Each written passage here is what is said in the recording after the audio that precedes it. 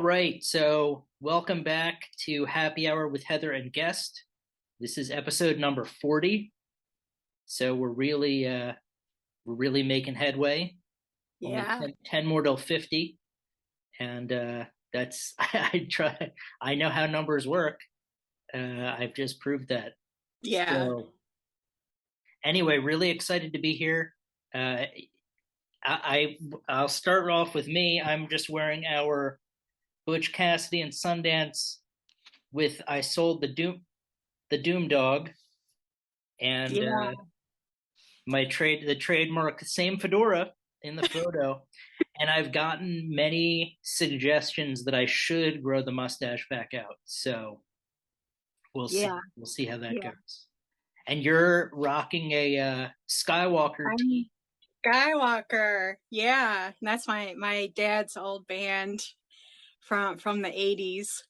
So, Yeah, yeah. I have listened to I've listened to their album. It's if you have not listened to it, I think you can probably find it it's uh on YouTube. on It's on YouTube. YouTube. Yeah. It's on YouTube. So Yeah. definitely worth checking it out. Yeah. If you are ever curious and wanted to do a deep dive of some of Heather's musical roots. Yeah. Yeah. I grew up I grew up in with music. My dad's a musician, and I grew up with hard rock and heavy metal music, so I'm a lifer. I'm a lifer. Yeah, well, we did talk a little bit about detasseling corn and listening to music to get through that. Yes. Yeah. So Yep. it's definitely played a very important role in both of our lives. Yeah. And before we get, it's funny because I was thinking today um, about an essay that I'd like to write about the few times I've played laser tag.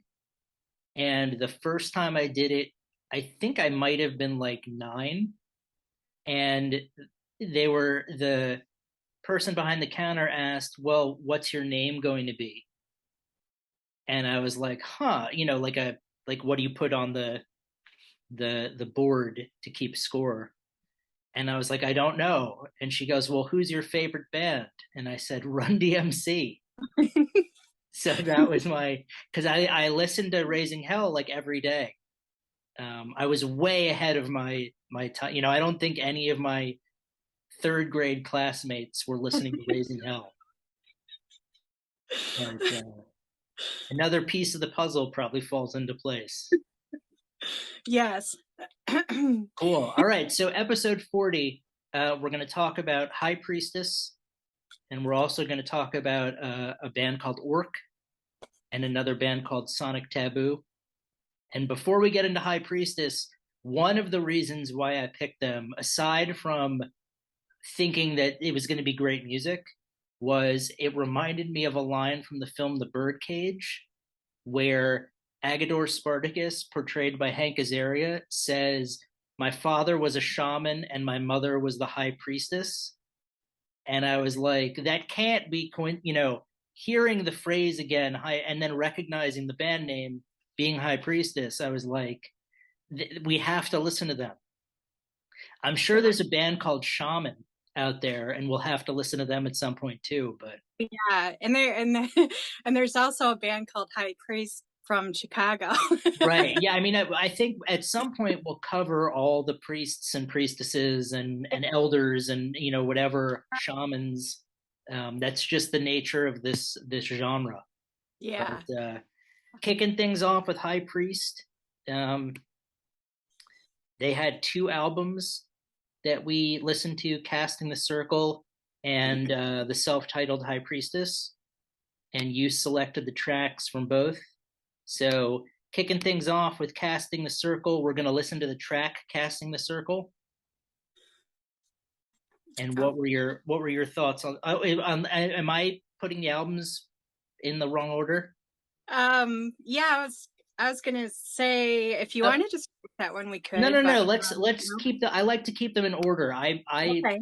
I will acknowledge that I messed up the order this time. Um, So we're gonna kick things off first with High Priestess, the self-titled album, Self-titled. and the first Okay. track off that was Firefly. Yeah, yeah. This starts out with a great drum sequence, and it sounds a little Middle Eastern. Then the song gets heavier and doomier. I really like the vocal harmonies. About half the song features just all these different guitar riffs. Then at the end of the song, they just let loose on their instruments, and it gets really fast. Yeah, okay, so some of my thoughts on this album are going to reference Casting the Circle because since I'm an idiot, I listened to Casting the Circle first. So for Firefly, I said similar to Casting a Circle, great way to open the album, another ritualistic jam. Firefly sounded like the beginning of some kind of ritual, like and then I wrote the melding of their voices is pure bliss. I really liked how the all the members of the band seemed to harmonize really well together. Um, and set against some awesome music and riffs. So it's not just like the singing is blissful and operatic, but it really works well with the type of music that they're playing. Yeah. So that was Firefly, and then the next track was Despise. I really like the way this song starts out too with the guitar and drums. This song has really beautiful ethereal vocals and also some growling vocals. Um, Down in the dark seas, drown in your own sorrow. And the emphasis is on drown with that growl. I thought that was really cool. And then the song ends on this really low note. Yeah, this one I felt had the most intense doom elements. Like obviously a lot of their songs have different there's some psychedelic elements, there's some doom elements. I mean it's pretty much within the doom genre, but this one I felt was the most intense with leaning in just straight up doom. um but I feel like you sort of hit the nail right on the head with the varied vocal delivery. This one, I'm a huge fan of Doom. So when bands really dip into that well, it's like I get giddy. So this was a song that made me feel giddy. And High Priestess, if you want to put that on an upcoming album, as like a tagline, the song that made that other dude feel giddy. Yeah. And then the last track off of the self-titled album was Earth Drive. Yeah, this song is a bit slower and mellower. The drumming is softer, and the guitar seems almost otherworldly. I read that they recorded a 5-song demo that gained high critical praise through word of mouth, and then they got signed by Ripple Music and released the demo as a full release as their self-titled debut. Wow, okay. Um, I did not know that. But I mean it's definitely a great album that could stand on. I didn't know it was recorded as a demo. Um, this one for Earth Drive, I said it was a journey. Like it felt like somebody giving me their hand, being like, "Come with me. I want to, like Willy Wonka, come with me, and you'll see a world of pure imagination." From I was gonna sing it, and then at the last second, the little voice in my head was like, "No, no, no, don't sing it." Um, but yes, it's a journey. I felt like this was the most psychedelic of all the songs, but it still sort of fell in the umbrella of the previous tracks that we'd listened to in terms of like doom and metal. It wasn't completely off the psychedelic rails, but I also felt like I was on a journey with Gene Wilder, so it was pretty solid. Okay, and then we're gonna go to Casting the Circle, which was chronologically the second album. Yeah. And the song Casting the Circle, I really like the rhythmic drumming. The whole song has a very rhythmic beat to it. I noticed the lyrics mention fire, water, and drawing to me. When casting a circle, a candle is placed on each of the four corridors to represent earth, air, fire, and water. The High Priestess enters the circle, lights the candles, calls upon the guardians, and announces the circle is cast. It's considered a sacred space. Wow.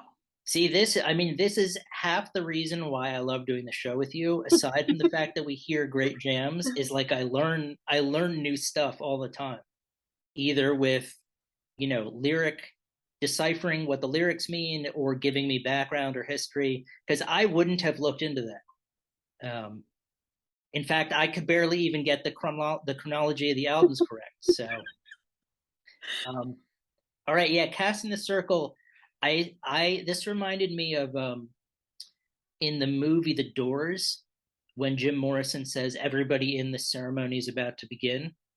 I got that sort of vibe from this. Like we're about to start a ceremony or a ritual like Firefly.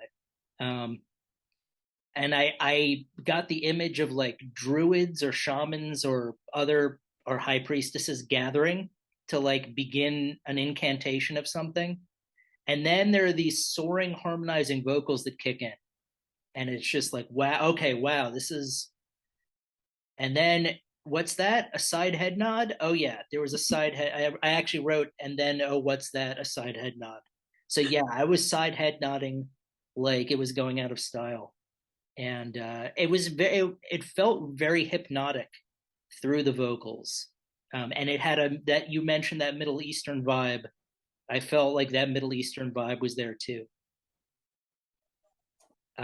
So then the next track was Erebus.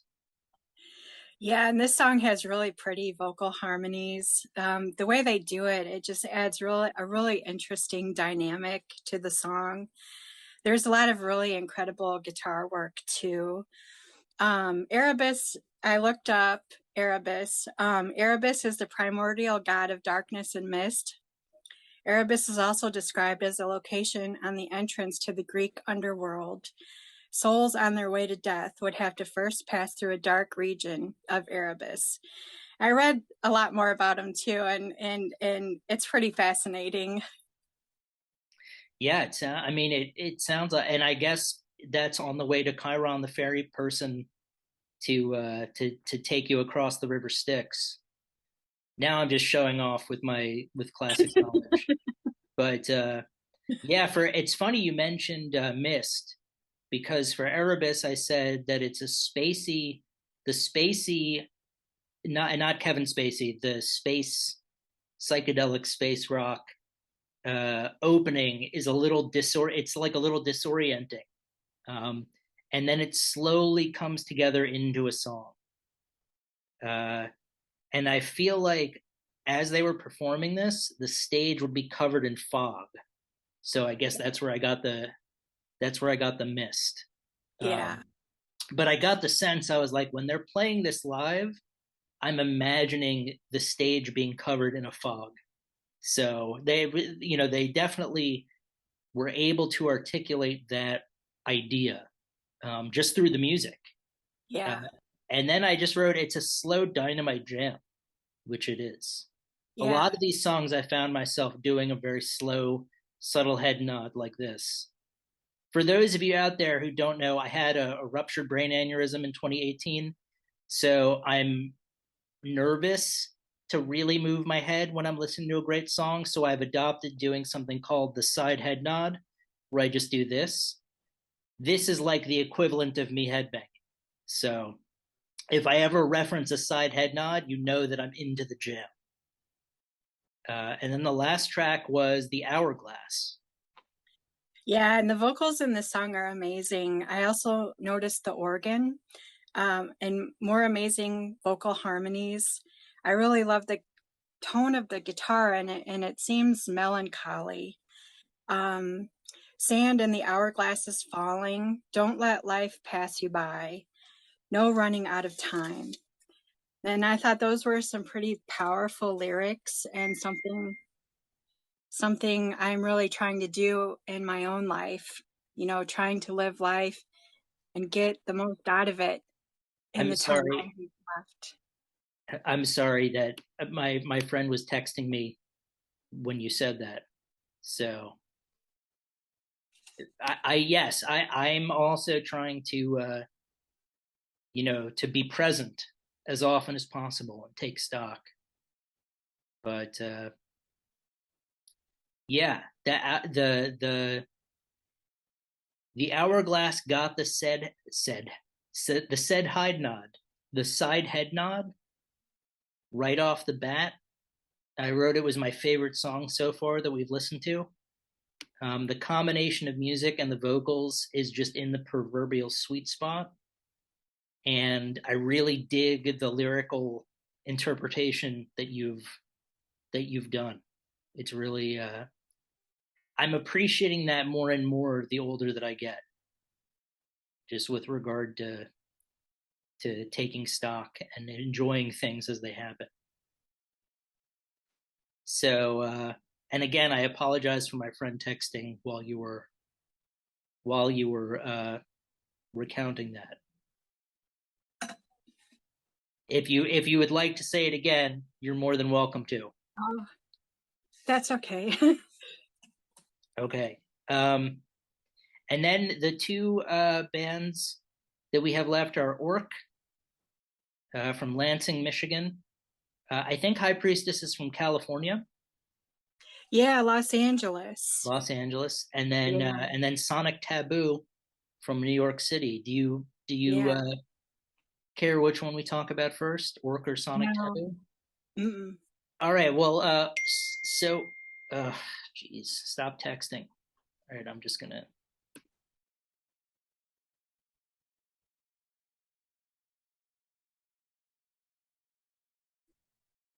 Sorry about that. I'm gonna just mute it. Um, Dude, you're killing me.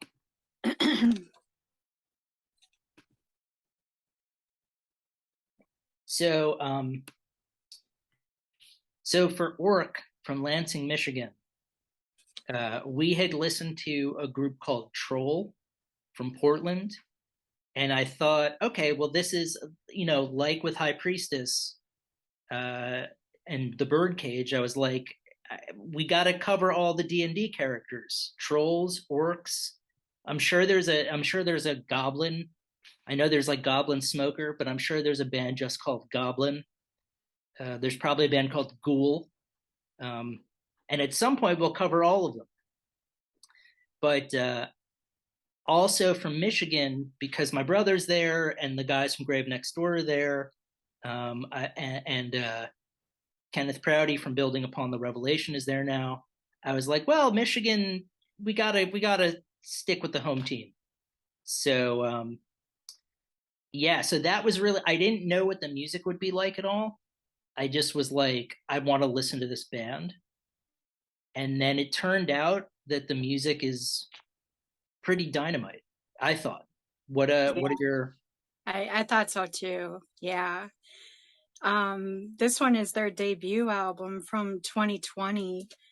Reminds me of old school power rock and hair metal. And I just wanted to know if the singer had long flowing hair because that would fit.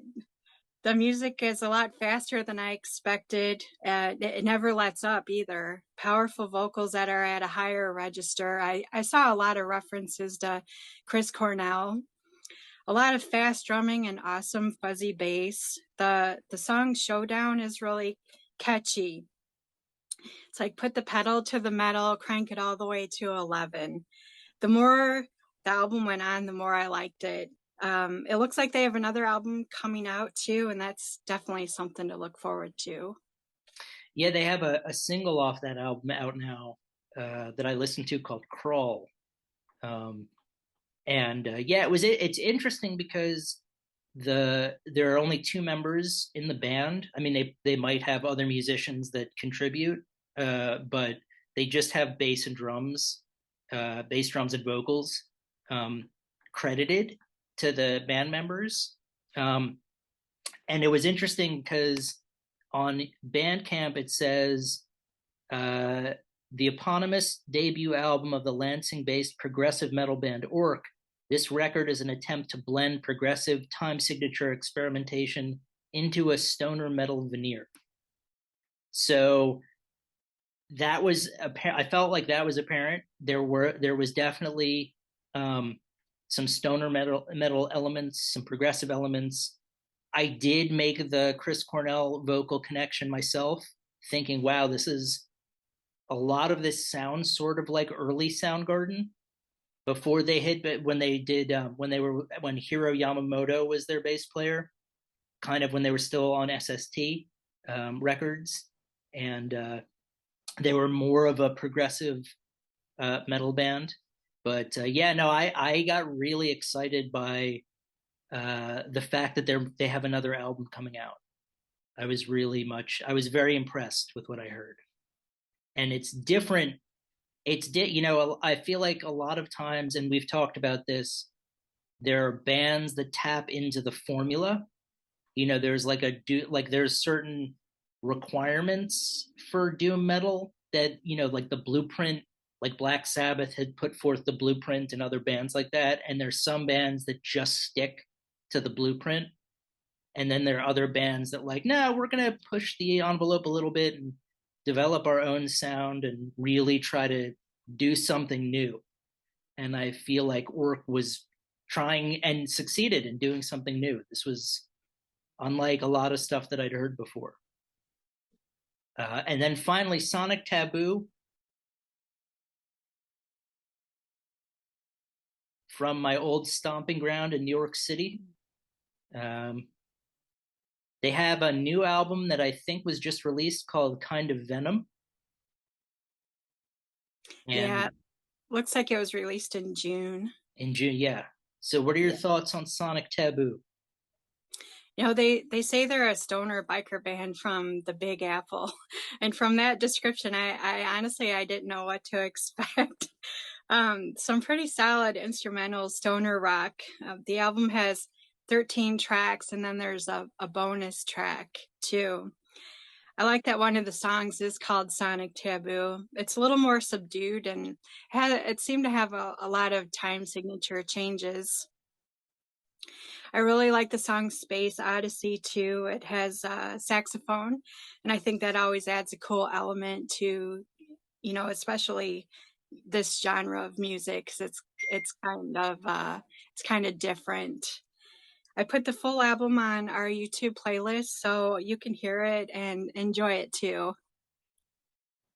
Yeah, I had been aware of Sonic Tabboo for the last few years, just because with doing a fistful of Faithful and being somewhat involved in the scene. I remember their previous album. The name of it escapes me now, but yeah, I remember first being drawn to them because they were from New York City, and being like, well, I got to represent the home team. And then listening to the album and being like, wow, this is really great music. And then realizing they had a new album out, and it's got all the things you would want. Really cool sort of stoner space instrumental. And I think one thing I've realized about instrumental bands, a lot of them are very much like jazz bands, that they try to make up for the fact that there aren't vocals by doing really intricate things on their instruments. And I feel like Sonic Tabboo is just writing awesome jams that don't need vocals. Like they're structured like a typical song, like a verse, chorus, verse song. And there's really no like noodling that's required, or any kind of like weird time signature changes that I feel like a lot of instrumental bands will use to make up for the fact that there aren't lyrics, if this makes any sense. But yeah, no, I really dug it. I dug High Priestess and Orc and Sonic Tabboo. I would recommend that everybody check out the playlist that Heather has cultivated. And get music from these bands. Yeah. And yeah, and check out Skywalker while you're at it on YouTube. See Yeah. see the roots where Heather came from. Yeah. And then go back and listen to us talk about detasseling corn. Yeah. And next week it's your choice, I believe. We're flipping back. Yeah. I'm excited about it. And again, I apologize for my friend texting me. Next time, I'll let him know that we're recording and that's sacred time. But cool. All right. Well, go check out these bands. And as always, it's a pleasure talking about music with you. And we Yeah. will see you next time.